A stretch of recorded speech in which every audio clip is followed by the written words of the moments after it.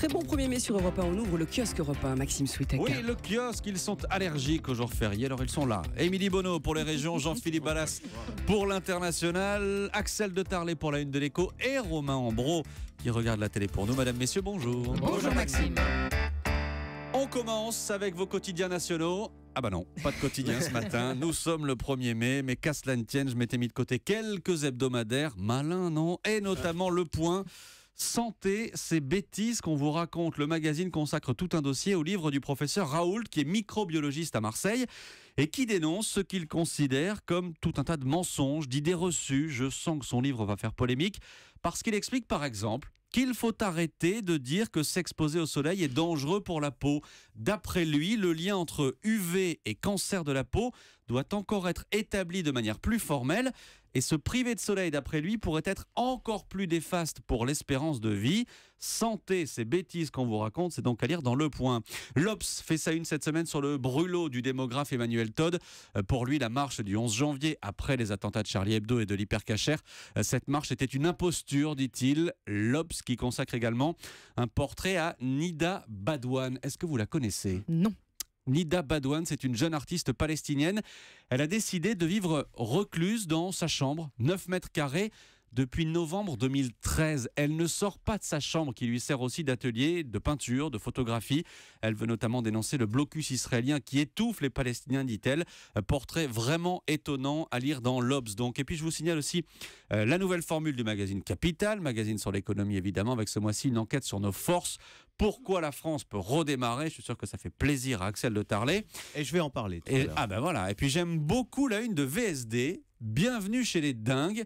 À qui s'adresse cette une? Eh bien, Royal Baby, au futur Royal Baby anglais qui est en chemin. On a failli balancer.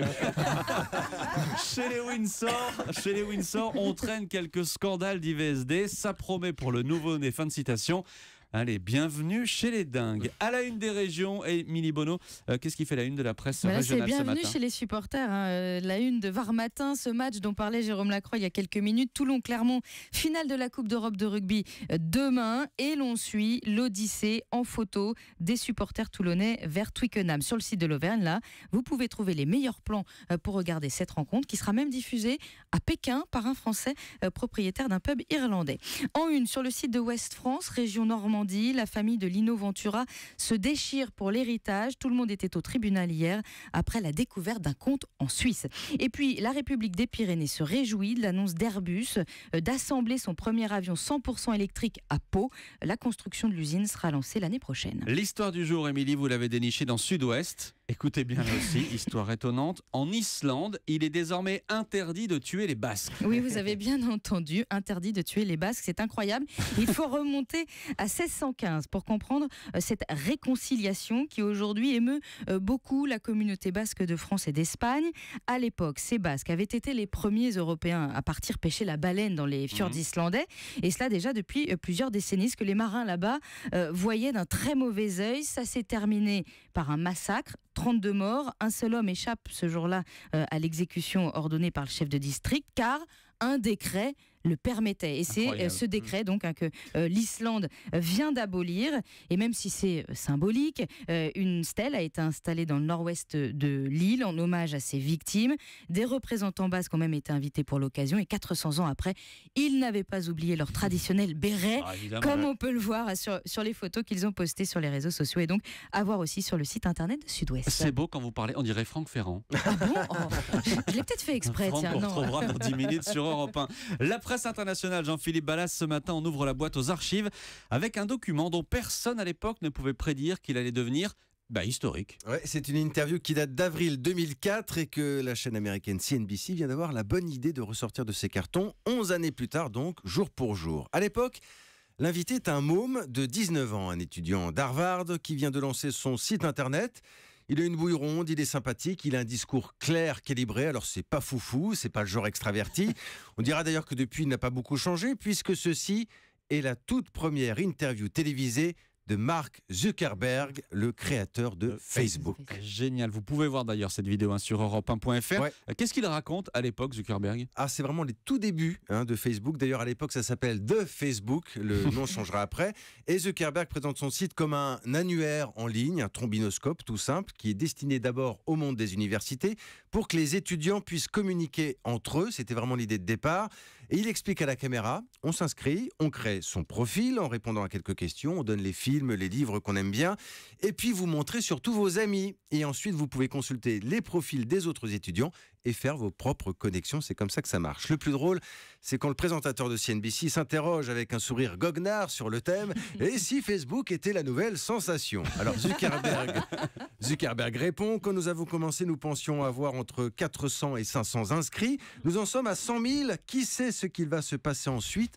On va peut-être en faire quelque chose de cool. » Peut-être. Mais tu m'étonnes, Marc, que tu en as fait quelque chose de cool, puisque 11 années plus tard, près d'1,5 milliard de personnes sont inscrites sur Facebook. Aujourd'hui, Zuckerberg a 30 ans, il est toujours jeune, c'est ça qui est agaçant. Une richesse estimée à plus de 30 milliards de dollars. Le prochain jeune chef d'entreprise qui passe par Europe 1, je lui offre direct un café, on ne sait jamais. Voilà, le message est passé. Merci Jean-Philippe Ballas. À la une de l'Écho, Axel de Tarlé, François Hollande l'a confirmé hier, le Qatar achètera 24 avions Rafale à la France, c'est-à-dire dans le monde. Et un petit coup de chapeau pour commencer, non pas à Dassault, ça on va le faire juste après, mais à Europe 1 et à sa journaliste Aude Leroy, qui était la première à révéler cette information hier matin, sur Europe 1. Dans cette matinale. Voilà. Donc le coup de chapeau, un 1er mai à 6h10 du matin, mais enfin, c'est fait. 6h21. 6h21. Voilà, alors on ce qui est incroyable... Quand même. On s'est pas levé pour rien, Axel. Oui, mais nous, on rentre dans ce studio à 6h10. Voilà.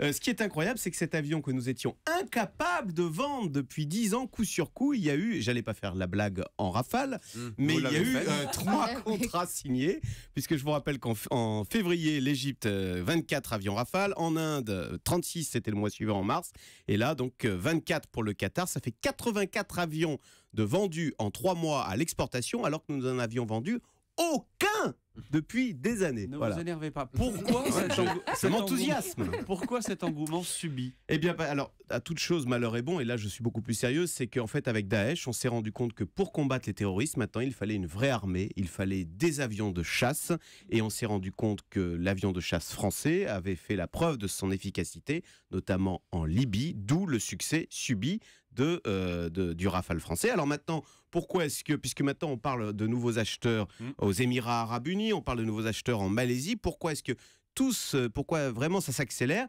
Eh bien parce que maintenant on arrive dans une autre logique qui est premier arrivé, premier servi. Figurez-vous que le 4, eh ben oui, parce que la fabrication du Rafale était en mode minimaliste, comme personne ne l'achetait. À Mérignac, ils sont pas nombreux sur la chaîne du Rafale à le fabriquer. On ne peut en fabriquer que 11 par an. Donc maintenant on est sur la mode premier arrivé, premier servi. Le Qatar ne sera livré qu'en 2017. Et donc eh bien, il faut se dépêcher si on veut avoir du Rafale en temps et en heure. C'est une bonne nouvelle pour l'emploi d'ailleurs à Mérignac. Il y a des postes à prendre là-bas, je pense. Pour l'économie française en général. Merci Axel de Tarlé. À la télé ce soir, pas ce soir d'ailleurs, dimanche soir, 20h40 sur France 5, Romain Ambro. Un documentaire, j'aime beaucoup le titre, des pâtes, oui mais à quel prix? Oui, ils sont très forts à France 5, le dimanche c'est un petit peu comme une pochette surprise, en fait on ne sait pas vraiment ce qu'on va trouver, mais c'est toujours très concernant. Alors dimanche, grande enquête effectivement sur les pâtes, c'est vrai qu'il y a à dire, les complètes, les bio, les sèches, les fraîches, les farcies, il en existe de toutes les tailles et toutes les formes, on en consomme. Vous auriez pu en ramener ce matin? Oui, effectivement. Non, parce qu'on a eu droit à la poubelle l'autre jour. Oui, mais les supermarchés aujourd'hui 1er mai, c'est pas gagné. On en consomme 8 kilos par an et par personne en France, effectivement. Je pense que c'est même plus pour moi. 25 kilos pour un Italien, c'est le record du monde. 52 minutes, on va tout découvrir sur la fabrication de ces pâtes. Certaines subissent même des crash tests, comme dans l'automobile. Des infos absolument étonnantes, notamment le nombre de pâtes vendues chaque seconde en France. Combien de paquets, selon vous, chaque seconde en France sont vendus? Axel, c'est pas ça? Non. Allez, 1000. Non, des milliers. Par seconde. 16 paquets par seconde, essentiellement en supermarché, notamment pour les marques distributeurs, les paquets de pâtes des enseignes qui sont 2 fois moins chers. C'est un grand boom de ce côté-là. Écoutez, le patron d'usine en Alsace qui nous explique qu'il fournit finalement les mêmes pâtes à tout le monde. On fabrique pour plusieurs marques de distributeurs, pour Leclerc, Intermarché, Carrefour, Cora, Match. Des distributeurs étrangers également. Voilà, les mêmes pâtes pour tout le monde. Allez, hop. 4 heures de fabrication pour ces pâtes. On suit aussi le travail de vrais artisans, notamment une petite boutique familiale vers Saint-Etienne. Et puis on en sait plus sur notre façon de les consommer, ce qu'on achète. Est-ce que ça fait grossir? C'est surtout ce qu'on met dessus qui est problématique. Et puis en Italie, à Bologne, il existe une clinique des pâtes pour personnes en surpoids. Le médecin s'en sert comme programme minceur. Nous pensons soigner les gens grâce aux pâtes. C'est une idée nouvelle. Et c'est un paradoxe. Jusqu'à aujourd'hui, on disait plutôt de ne pas manger des pâtes, parce qu'il y avait de l'amidon, du sucre. En fait, aujourd'hui, on leur demande exactement le contraire. On va soigner les patients en surpoids grâce à des super pâtes riches en protéines. Voilà, les pâtes comme médicaments, seuls les Italiens pouvaient faire ça. Alors évidemment, les meilleures pâtes, ce sont celles fabriquées à la maison. Mais il y a tout un savoir-faire, la preuve avec Michelina, la mamma italienne. Il faut être délicat. Délicat comme tu caresses un ami. Voilà. Quand on fait des pâtes, il faut un ami faire des pâtes délicatement comme on caresse une amie. Voilà, sachez-le, Maxime. Pas la Pas mal la comparaison. Non, pas la mamie, pas comme... On m'avait offert une machine à faire des pâtes, c'est l'enfer. C'est l'enfer. L'enfer. On Donc attend, voilà. on attend toujours de les goûter d'ailleurs. Je vous conseille donc ce documentaire dimanche 20h40 sur France 5. Et puis vous allez apprendre plein de choses, vous allez me remercier. Et puis sur ce coup-là, vous direz que je suis bonne pâte. Oh oui, il l'a fait. Merci beaucoup Romain Bro et merci à vous quatre. C'était le kiosque sur Europe 1.